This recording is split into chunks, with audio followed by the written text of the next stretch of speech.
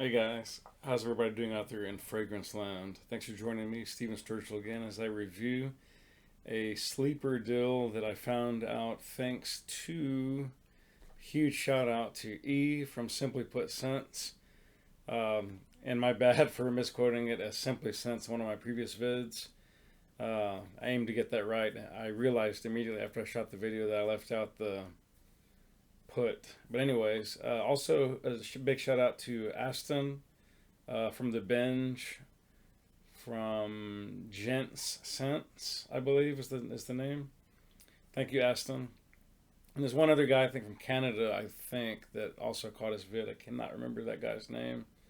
It's not the bald dude. I know who he is, but anyways, from the house that used to rock it way back in the 70s, and they're still around, Halston. Yes, this is Man Amber. Not Amber Man, as I was often misquoting myself, and I've heard a lot of people online call it Amber Man. No, it's Halston Man Amber. And this is the big boy, the 4.2. Okay, so let's get into this. I got this off an eBay seller. See if I can find that.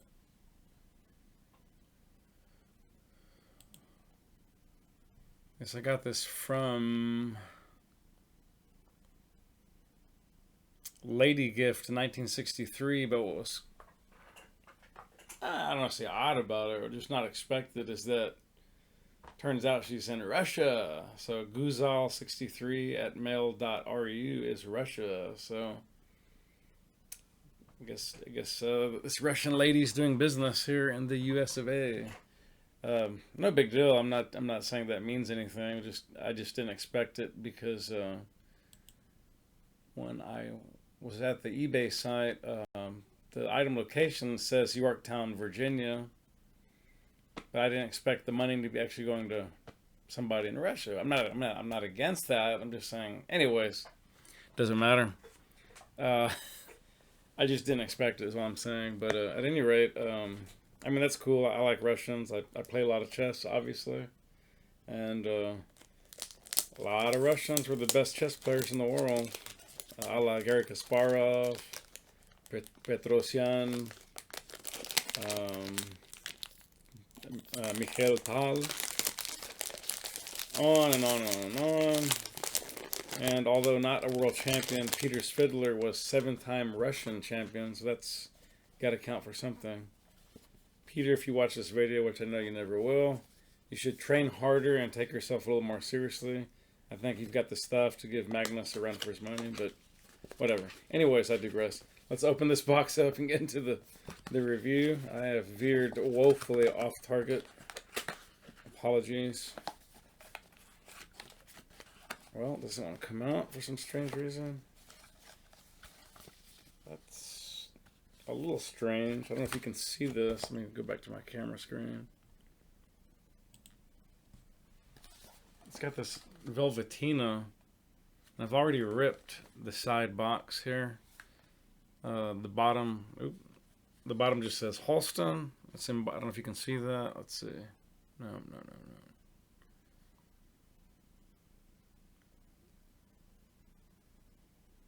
There you can see it. Yeah, it's embossed. And if I turn upside down, you know, your usual stuff. It's just a bit odd that it doesn't want to really come out very easily. I don't know what I'm doing wrong. Maybe I was opening it upside down. Maybe that's why. I don't know. Strange little box. It's actually connected here at the end of the flaps. That's very, very unusual. And then Velvetina. And finally, the old bottle. Okay, briefly looking at the... Just has a tiny sticker down here. Let me see if I can... There it is, finally, yeah.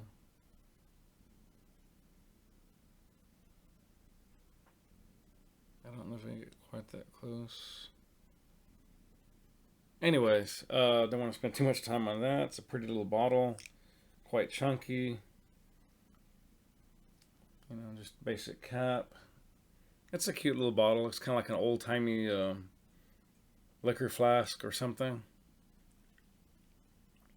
This is the, let's say 4.2 ounce, and I got this for basically $22 delivered. So that is really cheap for a big 4.2 ounce bottle. So let's go through some of the notes before I spray this bad boy.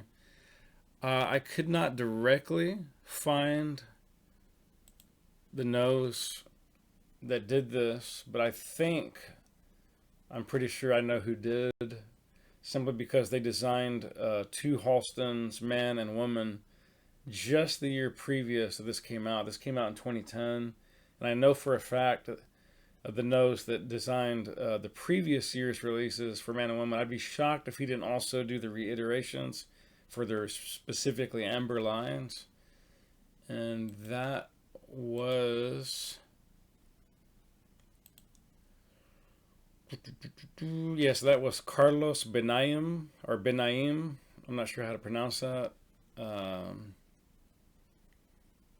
And if you go back to the original 2009 releases,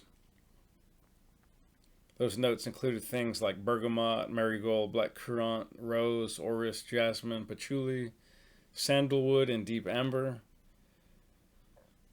And then the man version focused more on things like artemisia, passion fruit, lavender, pennyroyal mint, cardamom, patchouli, labdanum, sorry, that's tricky to say, and musk.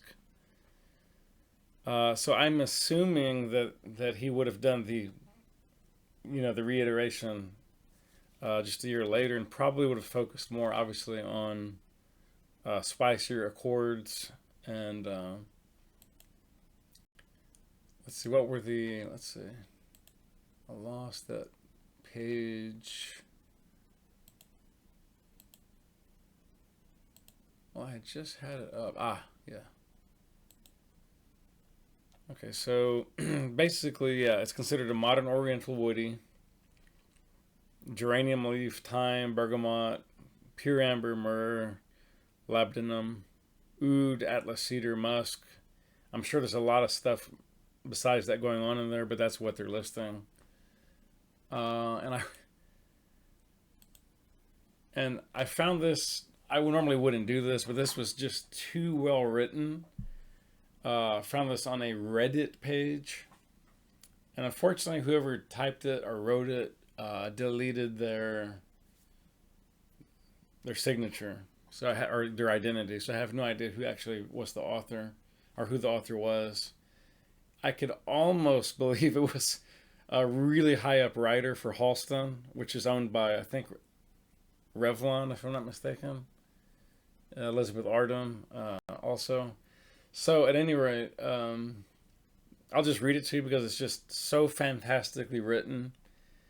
And then I'm going to smell it. I have never smelled this before, not even in a sample size. So I will either agree with this or I will give you my wholehearted opinion. I'm always going to shoot straight from the hip, like it or not. So anyways, let's get down to it.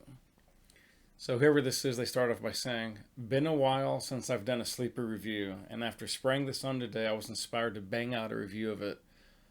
Halston is pretty much the definition of a sleeper house, as they have multiple men's releases that are dirt cheap, but punch way above their weight. In 2010, Halston Amber was released, and basically no one ever heard of it. We know that's all changed by now. If I've got the background info right, the release was limited to a few stores, it was priced way higher than most of Halston's other releases, and then it disappeared. You could maybe find a few bottles on eBay, but none of the big name discounters carried it. I paraphrased that, but whatever. This year, bottles started surfacing again, so I went and grabbed one. When I think amber scents, I think deep, rich, syrupy, heavy, and sweet. I primarily associate amber as a supporting note, and if it's the primary note, I mentally peg it as a cool weather scent. Man Amber throws this right out the window. Notes: geranium leaf, thyme, bergamot, heart, pure amber, myrrh, labdanum, base, oud, atlas cedar, and musk. The beginning has been described as dry, herbal, sharp, almost gasoline-like. This is accurate. The opening is a bit challenging, but it grabs your nose in a good way. It's a bit of a leathery workshop type opening, not what I would expect from an amber scent. The dry down starts quickly with the myrrh playing a huge part. The myrrh gives it a dry, leathery, slightly earthy tinge. The oud is synthetic, but it's handled very well, equal parts sweet and animalic. If I jam my nose deep in my shirt, there is a hint of warm body post-sex type musk, but only a hint. This wouldn't even register if you weren't looking for it, and it doesn't smell bad at all, so don't worry about offending anyone. Although it isn't listed here, this is a chocolate note floating through. I think they meant there is a chocolate note floating through a dry cocoa type smell. Not like a sweet candy bar, more of a dry baker's chocolate. The amber is well handled. It's not sweet at all. It's like a dry, dusty amber, like what amber would smell like and after being left in the desert sun and wind for decades. Let me just read that last sentence. It's just so beautifully worded. It's like a dry, dusty amber, like what amber would smell like, and after being left in the desert sun and wind for decades. What a writer. What a wordsmith. What an eloquent perfume lover. Anyways, back to what he wrote. The end result is you get a slightly spicy myrrh heavy scent with an animalic, almost savory oud in the background, and a dry amber with musk as the dry down. Are you kidding me? This sounds like the greatest fragrance ever created in the planet Earth's history. This is a fairly linear scent. Okay, so it's a little bit limited. It's not going to transform and have multiple stages, or at least not that many, and I'm sure they're quite subtle. But most Halstons have always been mostly linear anyway, so I don't really mind that. If I like a scent, guys, and that's what it opens with, if I love the opening, I'm going to love the perfume. Or the cologne. I'm not going to need to say, well, to be high dollar and complex, it needs to change all these different phases. I don't really care about that. Sure, I want a pleasant dry down. Yes, I want it to keep on infusing, and I don't mind it changing into something more complex. That's fine. But in general, if I really like an opening and it stays that way and it's very linear, no problem. I don't really care. Anyways, back to what he wrote, and then we'll get straight into the smelling and the judging part.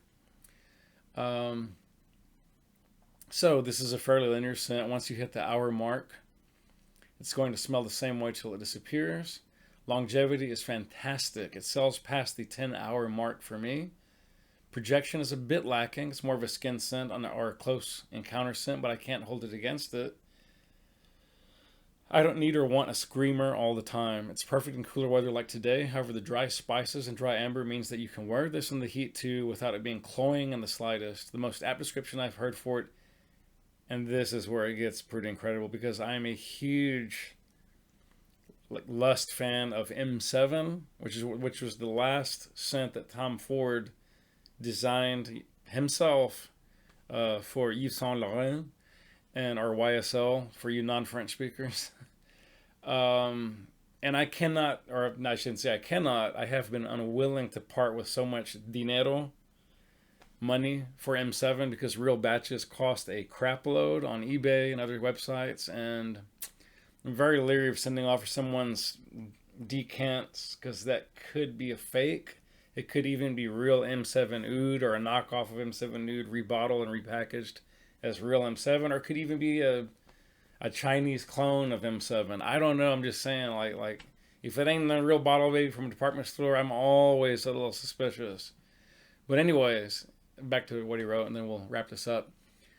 So the most apt description I've ever heard of it is a mix of M7 and the best parts of Le Mal. And while that isn't 100% accurate, it should give you a decent mental image of what you're going to get. I paid $20 for it in Fragrance Net. Yes, I paid $22, but mine was probably the bigger bottle. I'm not sure. And I would happily pay double. Yeah, $40. What's $40 for a really good fragrance, especially in a 4.2 ouncer or a 100 ml or even a 120 ml, whatever size that they have. He says, I think this is highly versatile. It lasts long enough to get you through a workday. The discreet projection means you won't offend anyone either. A nice way of saying it's a little bit weak. You could easily work for date nights, and there's just enough sweetness and gourmand feel to make it club safe. Also, the musk is a natural masculine musk, so if you're dancing and sweating, it should blend well with your body heat. No, just kidding. That's I don't dance like that. But if you are looking for a fall winter scent that smells unique compared to what's on the market right now, you could do far, far worse than Man Amber. So, incredible, incredible write up. I don't think I've ever seen better in my entire life. I've seen a few that were longer. I don't think I've ever seen better. Whoever that was, off the hook awesomeness, dude. I hope you do work for Halston. So, now that we know what the supposed notes are, let's get into the actual smelling phase. Sprayer. Get started. Okay, here we go. Bam. Bam. Okay, spray is average, but it gets the job done. Okay.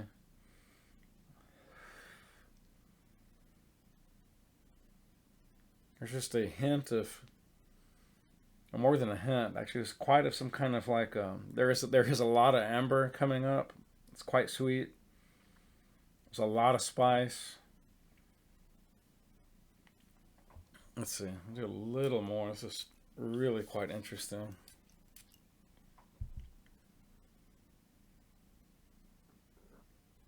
There's a little bit of a candy syrup medicinal effect. There's almost like a funky patchouli in there.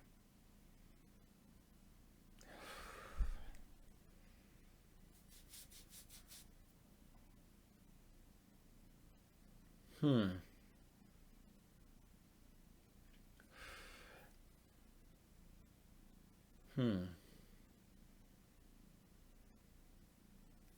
I don't know, guys. I don't know.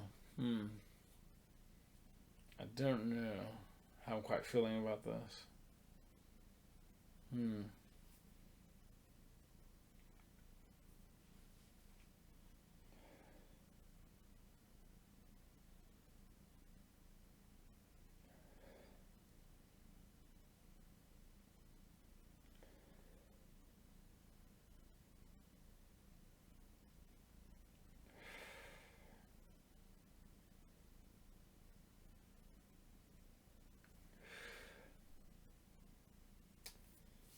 I think, I think, guys, that was the hype train handled phenomenally well.